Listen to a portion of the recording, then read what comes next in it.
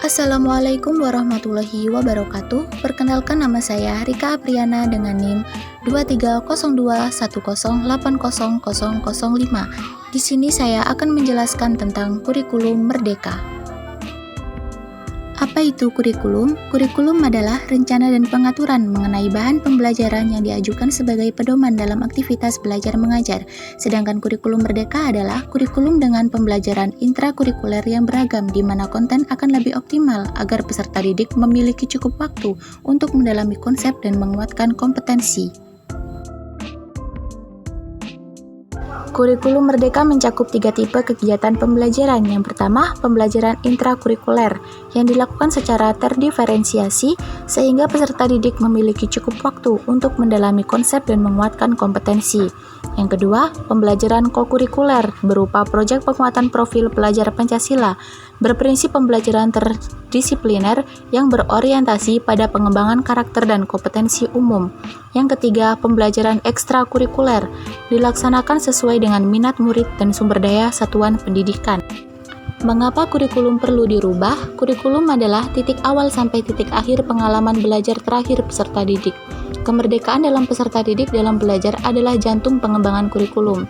Yang pertama, agar memenuhi kebutuhan belajar peserta didik sesuai dengan konteks masa kini dan masa depan, agar relevan dengan perkembangan zaman yang serba digital, agar dapat menyiapkan generasi masa depan yang visioner dan memandang ke depan, agar mampu menghadapi perubahan iklim global transformasi budaya.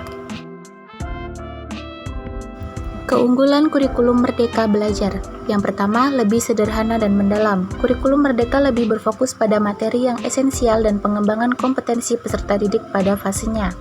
Proses pembelajaran diharapkan menjadi lebih mendalam, bermakna, tidak terburu-buru dan menyenangkan.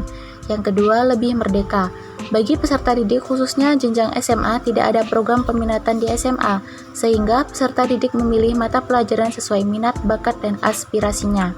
Guru juga diharapkan mengajar sesuai tahap capaian dan perkembangan peserta didik. Sekolah pun memiliki wewenang untuk mengembangkan dan mengelola kurikulum pembelajaran sesuai dengan karakteristik satuan pendidikan dan peserta didik. Yang ketiga, lebih relevan dan interaktif. Pembelajaran melalui kegiatan proyek memberikan kesempatan lebih luas kepada peserta didik untuk mencari aktif, mengeksplorasi isu-isu aktual misalnya isu lingkungan, kesehatan, dan lainnya, sehingga dapat mendukung pengembangan karakter dan kompetensi profil pelajar Pancasila. Implementasi kurikulum merdeka belajar. Pada proses pembelajarannya lebih menggunakan pendekatan diferensiasi.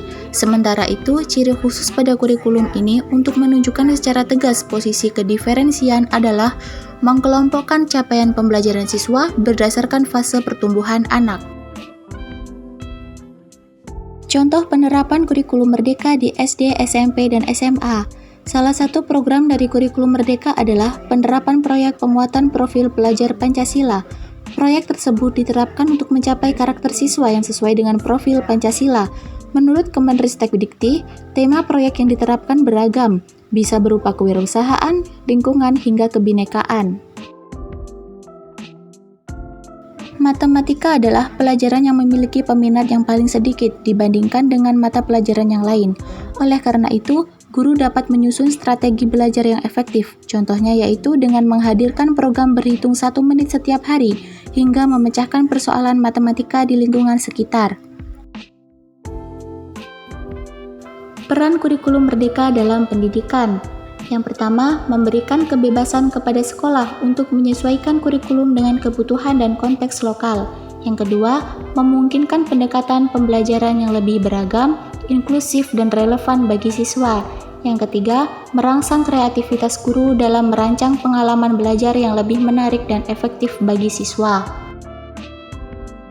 Kesimpulan, kurikulum merdeka belajar adalah inovasi dalam pendidikan Indonesia yang bertujuan untuk mengembangkan potensi dan minat belajar siswa. Kurikulum ini memberikan kebebasan bagi siswa dalam memilih minat belajar mereka, mengurangi bahan akademik, dan mendorong kreativitas guru. Kurikulum merdeka belajar menitik beratkan pada keterlibatan siswa, penekanan pada kreativitas dan keterampilan abad ke-21, serta memberikan fleksibilitas kepada sekolah untuk menyesuaikan pembelajaran sesuai dengan kebutuhan lokal dan keunikan siswa, sehingga menciptakan pengalaman belajar yang lebih relevan dan berdaya guna.